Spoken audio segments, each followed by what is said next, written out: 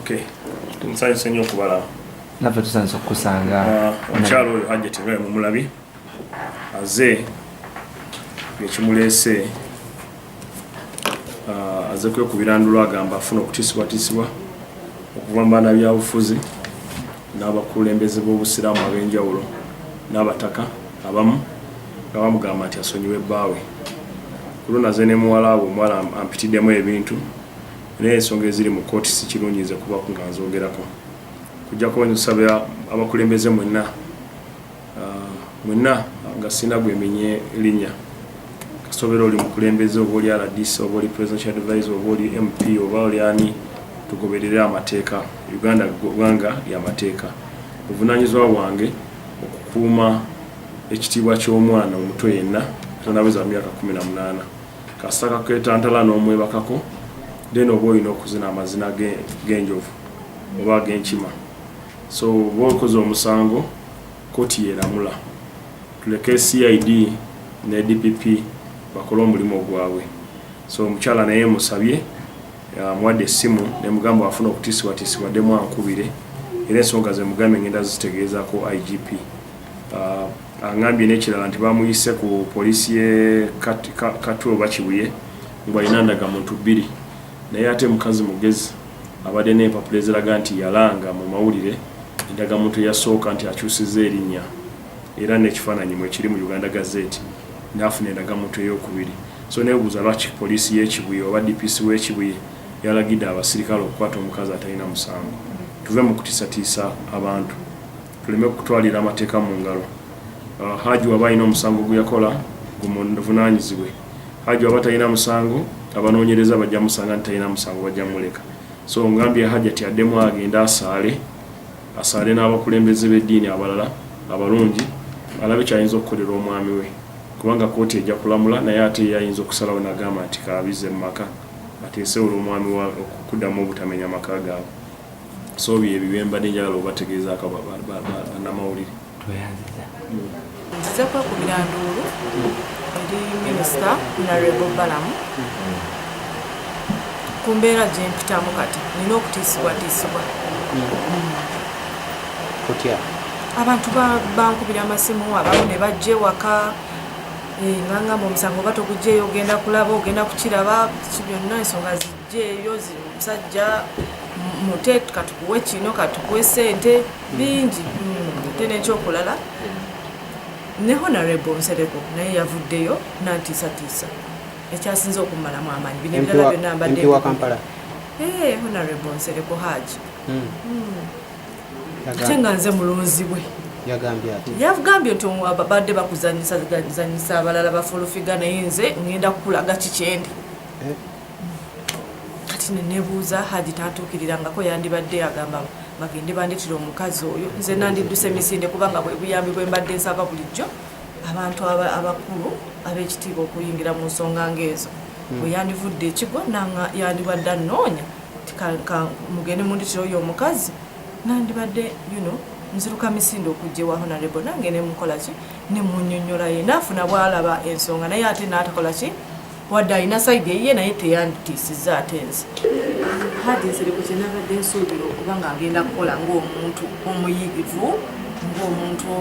ow'obuvunaanyizibwa ali mu kifo ekifaanana bwe kityo nandibadde ngamba nti kajje akwate nze akwate n'omwana wange tugende ku airport akebere eddala omwana ono bye bangamba nti yatambula n'agenda mu nsi gundi ddala yali atambuddeko. Ekyokulala bye bangamba nti Hajjat alina endagamuntu 2 ddala bituufu okitegeera nina endagamuntu emu nze nagazeetinga okukyusa endagamuntu yange ebipapula byange mbirina kitegeera ebintu byonna mbirina. Kakati Haji simanyi kiki kya we yavudde okwogera ebintu ng'ebyo kitegeera sirina ndagamuntu 2 nina endagamuntu emu nakyusa nensoyaringa eno Uganda Gazette endagano gye nina eri mu mateeka. Anye bampita Kansongobi Hakim era nga ndi lawyer wa Hajjat era njayimirira naye okumuwa kyonna kyonna ekyetaagisa amagezi gonna agali ligo ageetaagisa mu nsonga ze zonna zino ezikwata ku musango guno gwaliko. Kyenjagala okwogerako olwaleero njagala kiweereza abo abagenda mu maaso nga batiisatiisa boogera ebitakwatagana biri ne biri ffe baloya tetulwanira ku street tulwanira mu kooti naye naawulira nga waliwo kyeyandyagadde okumanya oba kyeyeemulugunyaako tumusaba ateekeyo omusango. N'ekirala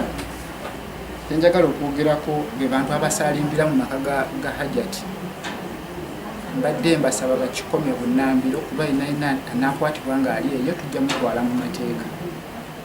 then bonna aboogera ebitakwatagana kabe taata w'abaana ayogera nti byonna nga byayogerera eyo emabbali tebikwatagana aveeyo mu lujjudde mu mateeka kooti we ziri open abyogere bonna anayogera ekitakwatagana nga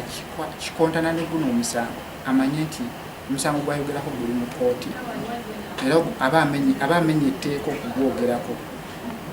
eyo yena anagwogerako ng'ali eyo emabbali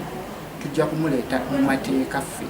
kubanga byayogera biri byonoona omusango guno. Kyembadde nsaba abantu bonna bamanyi nti criminal justice system ya Uganda eri so tight era ejja kukola omulimu gwayo ku nkomerero kooti ew'ensala yaayo. So mbadde nsaba abantu bonna tulinde ekinaava mu kooti, omusango guli mu kooti kirungi. Amanya nze Ngoli Hakimu. Poliisi yavuddeyo bulungi ne bagamba buli alina obujulizi bye mwogera omwana simanyi ani simanyi bino Hajjat omwana yatambula yagenda simanyi Mexico simanyi yabuyitawa buli alina obujulizi poliisi yavuddeyo bulungi ne bagamba babutwalibwa ku poliisi bawongere kuki ku bujulizi bwe balina. Kyembadde nsaba bano aboogera omukazi ali bw'ate omukazi yakola kino omukazi simanyi biki byonna abagatise ebiki n'ebiriwa babitwalire poliisi ate nga kuliko evidence so si buli omu kuvaayo kwogera kyasanga. Nze ebyange njogera na bujulizi okuva lwe natandika okwogera ensonga zange. But Hajjat, ekibuzo kyange kisembayo future y'omwana wange eringa yakola ki yayonooneka kitegeera kati olinga agamba nti ekintu bwe kityo kiba kituuse ku baana baffe tusirike nga olw'obulungi bwa future kati ekyaliwo ati manyi omwana wange oba anaazaala oba taazaala because Aji naye yeegaana n'abaana abalala abavuddeyo nga bagamba nti si kituufu ebigambo babateeka mu buteeke. Wali oyagala ndowooze ku future y'omwana wange lwanaabeera mu maaso ndeka kino ekibadde kimutuusibwako. Is a question. Ku mbeera gye mpitamu kati nina okutiisibwa kutya abantu bankubira amasimu abamu ne bajja ewaka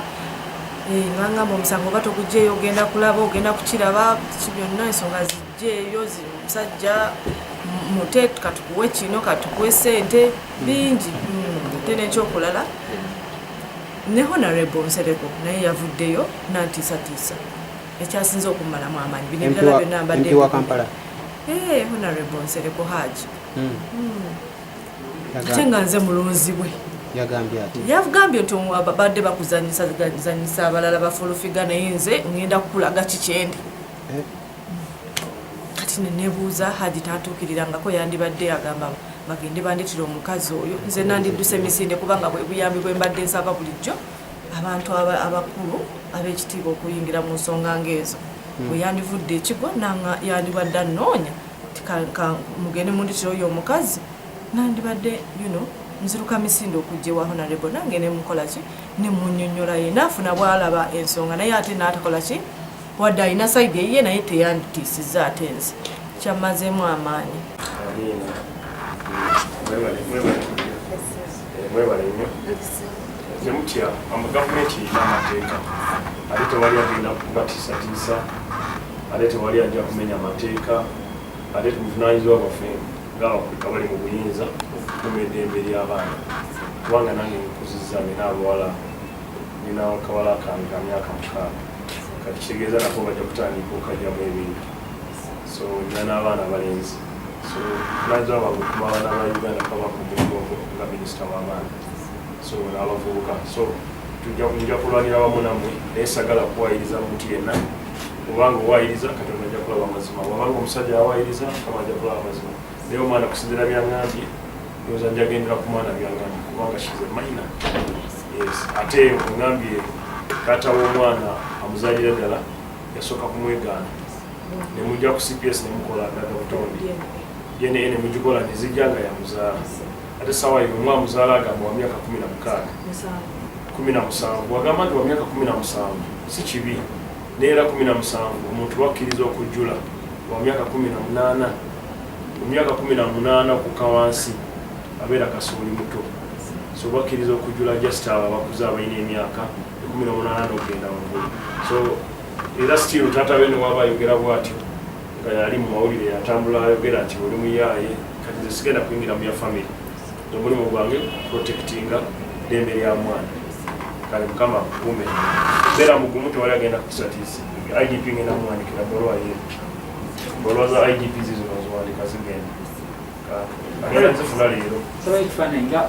gwe omuzadde eyeetaze essomero erigenda okubangulira omwana wo nga muyiiya mukozi ate ayite ne first grade katukwanjulire Shehan Standard Day and Boarding Primary School abagenda okuteeka ebyensoma by'omwana wo ku mutendera ogusingira ddala empisa eddiini ebyemizannyo n'obuyiiya bwonna tubikulembereza ddala ng'ate ebyokulya n'ebyensula bya mulembe ddala tulira n'entambula eri abayizi abaviira ewala gwe ate omuzadde eyandiyagadde omwana wo okuyita ne first grade totunula obulala wonna okwewandiisa kugendera ddala mu maaso okuva ku nassale paka ku kibiina ekyomusanvu day ne boarding ng'ate n'ebisale birungi ate bisobokera ddala jjukira nti requirements zonna omwana wo azisanga ku ssomero tusangibwa Lubaga mu Bulwa zone okuliraana 24/7 motel gwe ayagala okumanya ebisingawo tukubire ku nooti 773 73 359 ne nooti 757 nooti 6 26 96 Shehan Standard Primary School. We invest in education.